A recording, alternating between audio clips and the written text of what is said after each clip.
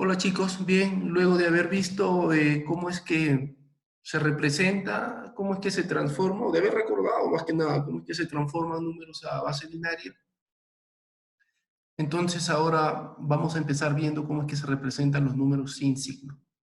Cuando uno declara unsigned integer, unsigned char, o una variable unsigned long o unsigned short, cómo es que se representan estas variables internamente. Eso es lo que vamos a ver. Entonces bien, las variables que no tienen signo, en realidad son las más fáciles de representar, ¿no? En realidad es algo trivial, algo directo.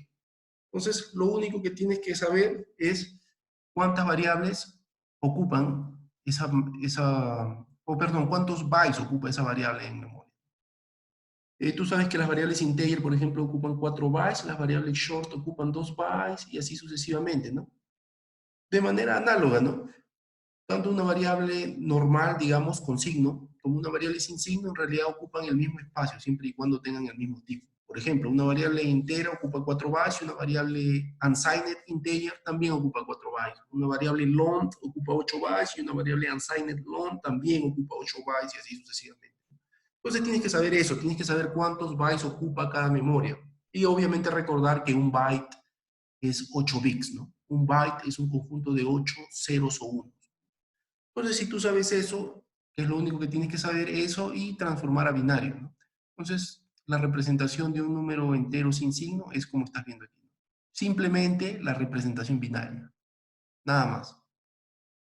Pero esa representación binaria tiene que caber dentro de la cantidad de bytes que se reserva para el número. Es decir, si es que no hay suficientes bits para llenar el espacio, obviamente se llena con ceros a la izquierda, ¿no? Para ver algo en concreto, digamos acá el número 100, ¿no? Yo declaro, asume que yo declaro esta línea en mi programa, unsigned short, mi variable x, que es de tipo unsigned short, y le doy el valor de 100. Declaración e inicialización en la misma línea. ¿Cómo se almacena la variable x en memoria? Y bueno, lo que tengo que hacer es simplemente transformar el número 100 a binario. Yo lo puedo hacer, como vimos en el video anterior, mediante divisiones sucesivas. Aquí tengo estas divisiones sucesivas. Divisiones sucesivas: 100 entre 2, 50 sobrando 0, 50 entre 2, 25 sobrando 0, 25 entre 2, 12 sobrando 1, y así sucesivamente. Una vez que llegabas hasta un número que ya no podía ser dividido por 2 porque era más pequeño que 2, entonces, ¿qué es lo que hacías? Tomabas dicho número y todos los residuos en orden inverso a su aparición. Entonces, esa era la representación del número. El 100, por ejemplo, sería 1, 1, 0, 0, 1, 0, 0. Entonces, esa es la representación del 100 en la memoria de la computadora, ¿no? Del 100 cuando está declarado como unsigned short, ojo. Entonces sería pues 1, 1, 0, 0, 1, 0, 0, ¿no? Y todos estos ceros que ves a la izquierda, todos estos ceros que ves en esta parte de acá de la izquierda, esos ceros se han añadido. ¿Por qué? Porque los variables short ocupan 2 bytes. Entonces esta cantidad de bits 1, 1, 0, 0, 1, 0, 0 no ocupan 2 bytes. Esto ocupa menos de un byte. Aquí están. Son 7 bits nada. En la memoria tiene que ocupar 2 bytes la variable x. Entonces, para que el valor no se altere, le añado ceros a la izquierda del valor binario del número 100. Entonces, trivial. Básicamente es simplemente transformar un número a decimal, ¿no? Un número a binario, perdón. Y ahora viene un pequeño detalle, ¿no? Esto es la representación matemática del número 100.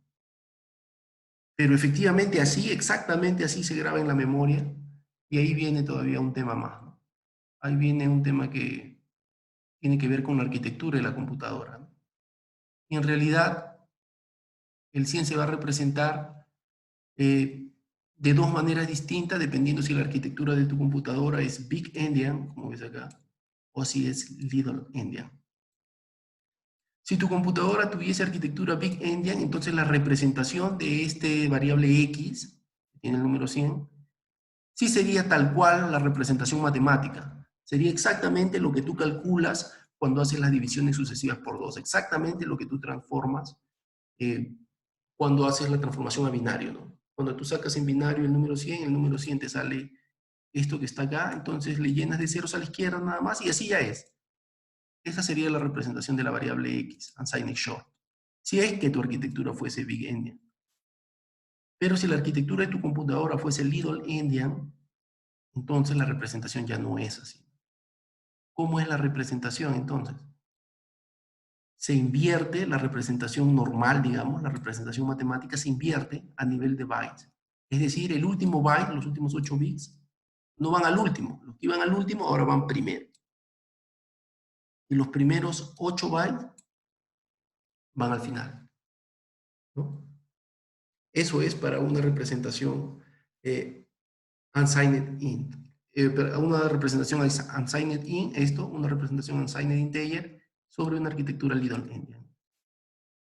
Una computadora solamente puede tener una de las dos arquitecturas. Algunas son Big Endian, otras son Little Endian. Por ejemplo, el número que representamos ayer, ¿no? El día de ayer vimos el número 298, lo transformamos, ¿no? Bueno, el día de ayer no sé qué día estarán viendo los videos, me refiero al video en que hicimos transformaciones de decimal a binario. Yo transformé el número 298, ¿no? Pues imagínate que yo en mi computadora hubiese tenido esto, ¿no? Digamos que yo en mi programa, yo declaro esta variable. En mi variable número que es igual a 298. Así, vamos a agrandar esto, ¿no? Digamos que esto es lo que yo declaro en mi computadora, una variable entera, que vale 298, y digamos que es variable sin signo, para hacer más fácil la cosa. Entonces, bien, ¿cómo sería la representación interna de esta variable número dentro de la computadora? Las variables enteras ocupan 4 bytes. Entonces, ¿qué cosa se tiene que hacer para saber cómo se representa internamente una variable entera sin signo? Ya te dije, lo primero que tienes que hacer es transformarlo a binario. Este 298 nosotros ya lo transformamos a binario en el video donde vimos conversiones de base. Y este número en binario 298 era, lo anoto acá, era, me parece que era 1, 2, A, ¿no? Esta era la representación hexadecimal del 298, ¿no?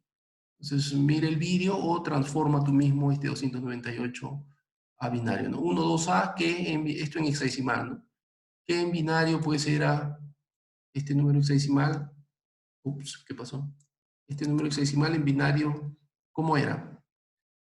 Es 0, 0, 1, 0, 0, 1, 0 y 1, 0, 1, 0, ¿no? Eso lo vimos ayer. El 1 se representa, el 1 hexadecimal se representa como 4 caracteres. Esto lo voy a poner acá como hexadecimal, ¿no? Hexadecimal. ¿Cómo se hacía esto? Fuente, subíndice quizá. Así, ¿no? Ese número hexadecimal es igual a este número binario. Eso lo vimos ya el día de ayer, ¿no? El día de ayer, entonces ahí ya los cálculos los revisas del vídeo de cambio de base, o lo calculas numéricamente, ¿no? El 298 decimal tiene esta representación en hexadecimal. ¿Cómo saqué esta representación? Dividiendo por 16. Y luego, con un cambio de base directa, este número hexadecimal se transforma en este número binario. Bien, ahora, ¿cómo se guarda este número en la memoria? Porque esto que yo estoy resaltando ahorita es la representación matemática del número num, del número 298. Pero, por el hecho de haber sido declarado integer, num tiene que grabarse, como todo entero, en 4 bytes. Digamos que estos son los 4 bytes adyacentes, donde tiene que guardarse el número 298, ¿no? ¿Esto de acá tiene 4 bytes o no? Esta representación que yo estoy señalando, ¿cuántos bytes tiene esta representación? Esta representación, si es que tú la ves, esta representación solamente tiene, aquí hay un byte, esos son 8 bits, y aquí hay la mitad de un byte, ¿no? Entonces no tiene esto 4 bytes. ¿Cómo tendría yo que grabar entonces? Si es que yo quisiera grabar como entero todo este número, bueno, tendría que completarle un montón de ceros a la izquierda, ¿no? Entonces, ¿qué es lo que se grabaría en la computadora? En la computadora, si es que yo quisiera, si es que mi computadora fuese el Little Endian, yo grabaría así. 2A al inicio, acá el 1, pero el 1 no va a ir solito, ¿no? Sino que va con ceros a la izquierda, y a la izquierda iría 0, 0, 0, 0. Esta sería la representación del 298 cuando es grabado como unsigned integer en una computadora que tiene arquitectura Big Endian. Así sería, ¿no? De este tipo sería la grabación.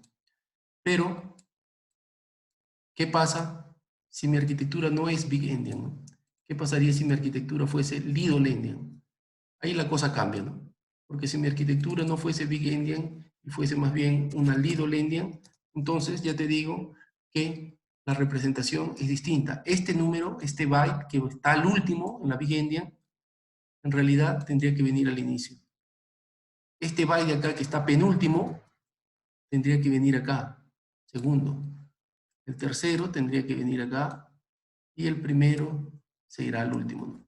Entonces esa es la diferencia entre la representación de una arquitectura Big Endian y Little Endian, ¿no? Están al revés a nivel de bytes, ojo, no a nivel de bits, sino a nivel de bytes. Aquí yo tengo un byte, 2 bytes, 3 bytes y 4 bytes, ¿no? Entonces ahora la pregunta importante es, ¿qué es lo que pasa dentro de tu computadora?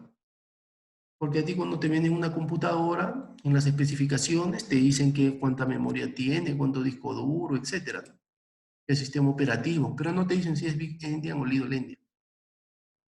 Entonces, ¿cómo saber y cómo verificar si esto que estamos nosotros de alguna manera induciendo, deduciendo, es de verdad, ¿no? Entonces, una forma de verificar cómo es que se almacena físicamente estas variables en tu computadora es utilizando este programa, ¿no? GDB, ¿no? Es un depurador, un depurador de GNU, un depurador gratuito que te permite depurar programas de C. ¿Qué cosa es un depurador? Un depurador es un programa que te permite analizar otros programas, programas que tú escribes. Es un programa que te permite analizar tu código fuente. Normalmente cuando tú escribes código fuente y lo compilas, la ejecución es instantánea. Es a la velocidad de la luz. Y uno no puede hacer muchas cosas, ¿no? Un depurador, ¿qué hace? Ejecuta tu programa, pero el depurador lo puede ejecutar en cámara lenta. Puede ejecutar línea por línea. Tú has hecho un programa de 100 líneas y al depurador tú le puedes decir, ejecútame hasta la línea 20. Y quédate paralizado ahí, quédate en pausa. Y una vez que el programa esté en pausa ahí, en la línea 20, yo podría analizar, por ejemplo, todas las variables, los valores de las variables que han sido declaradas en la línea 1, 2, 3. Y de esa manera se supone que para mí, el programador, es mucho más fácil detectar los problemas que hay dentro de mi código fuente. Por eso depurar es muy importante para un programador. Entonces, bien, vamos a ver cómo se usa este GDB y vamos a ver si estos valores que hemos calculado, me refiero al valor, a la representación del número 100, si efectivamente es alguna de estas o no, ¿no? Vamos a ver cuál de estas dos es. Una de las dos tiene que ser, porque tu computadora o es Big Endian o es Little Endian. Y vamos a ver también si este número, el Unsigned Int número 298, también se graba así o no se graba así. Entonces, ¿qué hacemos? Lo primero, pues tenemos que hacer un programa, ¿no? Tenemos que hacer un programa y, aquí declaro, por ejemplo, el unsigned short, la variable x igual a 100, por ejemplo, ¿no? Para ver cómo es que se graba ese x dentro de la memoria. Y el unsigned int, digamos y, igual 298, ¿no? Unsigned. Parece que acá estoy equivocado. Ya, ahí sería. Estoy declarando dos variables y pues simplemente quiero ver cómo se almacenan en memoria. Entonces voy a ejecutar el GDB. Bien, así nada más. Programa trivial. Ya. Ahora, mira lo que voy a hacer acá. Si es que yo quisiera compilar el programa de la izquierda, de la derecha, yo simplemente haría así, ¿no? GCC ejemplo.c y eso compila, me genera un ejecutable. Pero yo quiero que ese ejecutable pueda ser depurable por GDB. Para que un ejecutable pueda ser depurable por GDB, la compilación tiene que ser distinta. Yo tengo que utilizar GCC como siempre, pero además tengo que utilizar esta cláusula. "-g". Con "-g", ¿qué cosa es lo que hago? Va a compilar el programa y se va a generar también un ejecutable. Ese ejecutable también se llama igualito y va a ejecutar normalmente, ¿no? En este caso no hay salida porque no imprime nada del programa. pero es un ejecutable normal, a simple vista. La diferencia es que ese ejecutable puede ser depurado por GDB, ¿no? Entonces, ¿cómo uno depura con GDB? Si es que has instalado bien tu GDB, simplemente así, ¿no? GDB, espacio, y el nombre del archivo ejecutable que quieres depurar. Enter. Y ves que ahora estás dentro ya de otro entorno, ¿no? No sé, sí, ahí está bien, ¿no? Estoy ahorita dentro de otro entorno, el entorno de depuración. En este entorno de depuración, ¿qué es lo que voy a hacer? Ya te digo, ese entorno de depuración es para ejecutar programas en cámara lenta y poder analizar sus variables mientras el programa está en ejecución, ¿no? Esa es una gran ventaja para todos los programadores. Entonces, ¿cuál es el programa que voy a ejecutar? ¿Ves aquí abajo el prompt de GDB? Ahí tienes que dar comandos que ya no son comandos C, ahora son comandos GDB. Por ejemplo, el comando L es uno de los más importantes. L de listar, list. Cuando ejecutas el comando L de listar, te lista el programa que vas a depurar, ¿no? Entonces ahí tú verificas, ah, sí, efectivamente, ¿no? Este era el programa que quiero depurar. ¿Ok? No es obligatorio, simplemente uno de los comandos, de los tantos comandos de GDB. Pero lo que yo quiero hacer ahora es, ¿qué cosa? Ejecutar este programa y que se ejecute solo la primera línea, nada más. Que se ejecute la primera línea, que no se ejecute el programa normalmente como se hace, ¿no? A la velocidad de la luz, no. Sino que se ejecute la primera línea y ahí que se quede en pausa el programa. ¿Por qué quiero que se quede en pausa el programa y se ejecute después de la primera línea? Simplemente porque en ese momento la variable X todavía está en memoria. Y como todavía está en la memoria, el programa está en pausa, no ha terminado. Como la variable X todavía está en memoria, pues puedo ver cómo es que se está almacenando. Entonces, para empezar el modo de depuración, el comando principal es start. Start significa voy a empezar a depurar.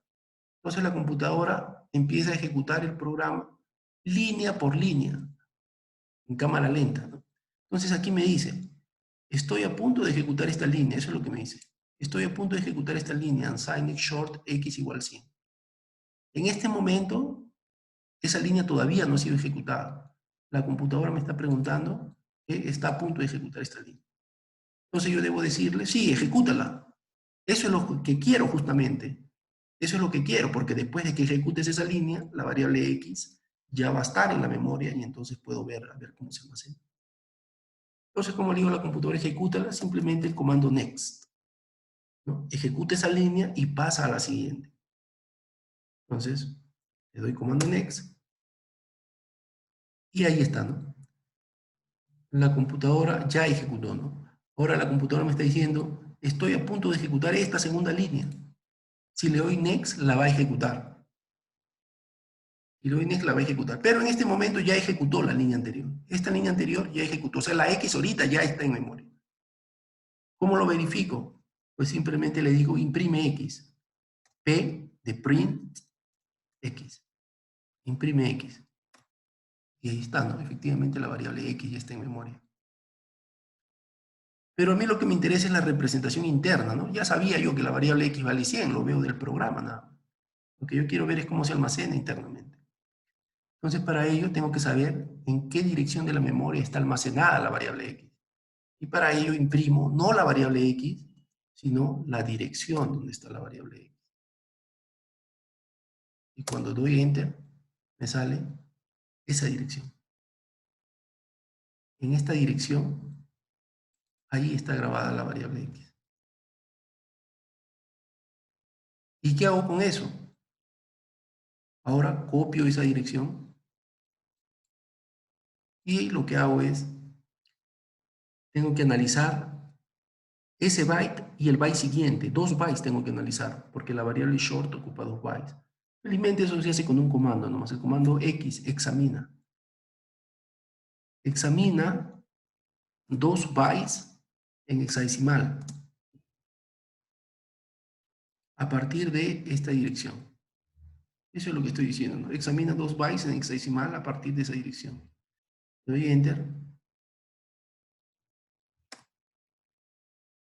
y ahí están. 6400. Esos son los 2 bytes que están almacenando el número 100. Y si yo veo mi diapositiva,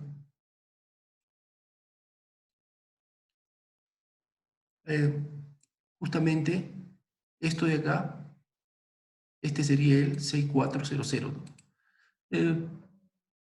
Aquí está la representación en binario, ¿no? La computadora no te da en binario la representación, GDB siempre te da en hexadecimal, ¿no? Pero al ojo tú podrías transformar. ¿Cómo se transforma un número binario a hexadecimal? Un número binario hexadecimal, la transformación es directa, ¿no? Cada paquetito de 4 se transforma a un número hexadecimal, ¿no? Este es 0, este es 0, este sería 4 y este sería justamente 6, ¿no? Entonces, todo esto que está aquí escrito en Lidl Endian es justamente 6400. Esa es la representación del 100, ¿no? O sea, ¿qué significa esto? Que mi computadora es Lidl Endian. El número 100 se ha almacenado así, como la representación Lidl Endian. Bueno, yo espero que las transformaciones directas sí las puedas hacer fácilmente, ¿no? Justo te había mostrado en un video anterior, en una página de Wikipedia, donde habían transformaciones directas, ¿no?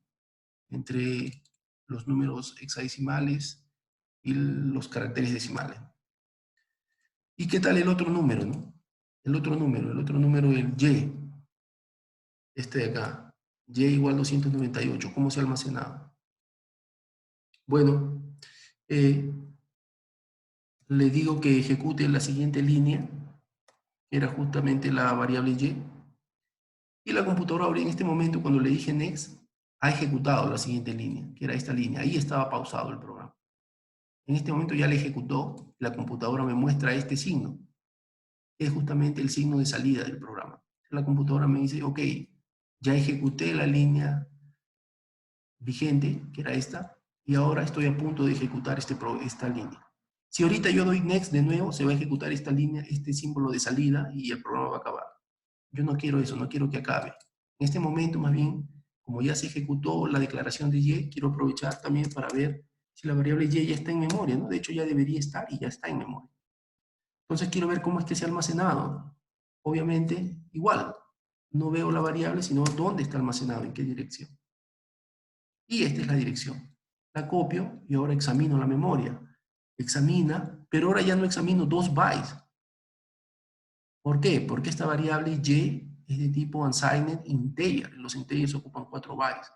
Entonces yo tendría que decirle a la computadora, examina 4 bytes en hexadecimal. A partir de esta dirección. Esa dirección y las 3 siguientes son los 4 bytes que almacenan el número, en este caso 298. Entonces le doy Enter y aquí me sale. Esta es la representación del número 298. Estos 4 bytes son los 4 bytes dentro de la memoria de la computadora que almacenan al número 298 cuando es declarado como unsigned int, ¿no? Y si esto lo comparamos con los garabatos que habíamos hecho por acá,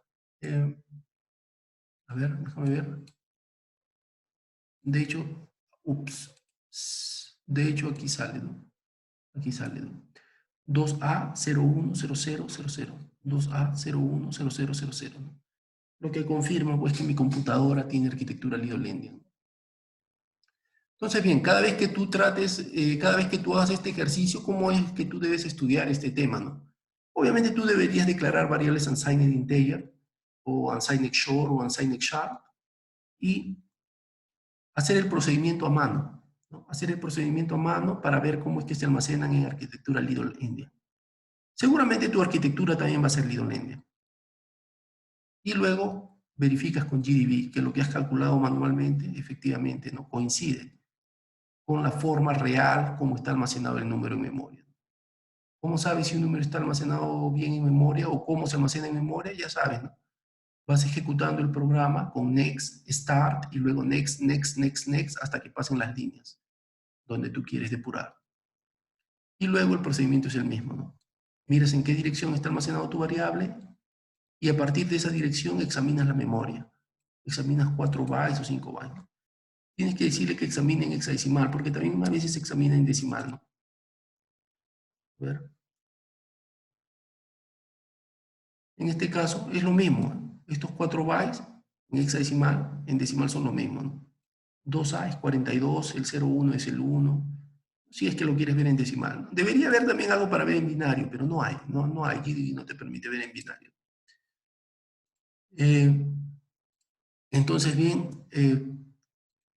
otra cosa también que quería mostrarte, acá, este es el GDB, es el programa que ya usé para verificar que realmente los números sin signo se almacenan como te he dicho que se almacenan. Y aquí hay algunos comandos de GDB, ¿no? List es un comando, la manera corta de expresarlo es con la L nada más.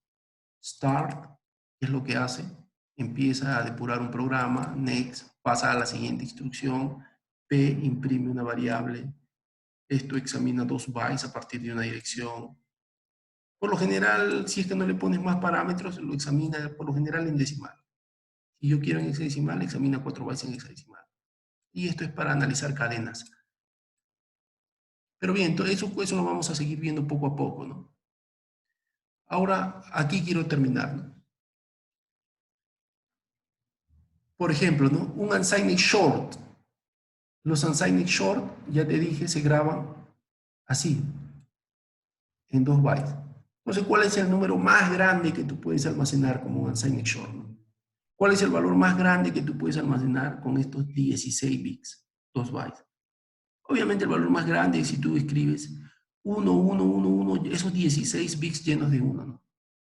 Y de hecho eso es lo que hago en este programa de acá, ¿no? En este programa, por ejemplo, el unsigned short, ¿cómo lo declaro? Como puros unos. 1, 1, 1, 1, 1, 1, 1. Eso es 0xFFFF. Porque recuerda que un paquetito de 4 unos es en realidad una F. Por ejemplo, realmente difícil enseñar así, ¿eh?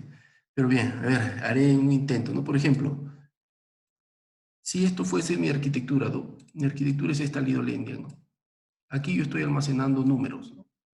Si yo quiero el número más grande que puedo, que se puede almacenar, esto tendría que ser así, FF. El número más grande dentro de un unsigned integer es esto, ¿no? FF. Pero eso transformado a bits, esto está en hexadecimal, ¿no? Eso transformado a bits, cada F es un paquete de 4 unos. La siguiente F es 4 unos. Y de manera análoga, ¿no? Este FF de acá al siguiente también se representa así. Esto así.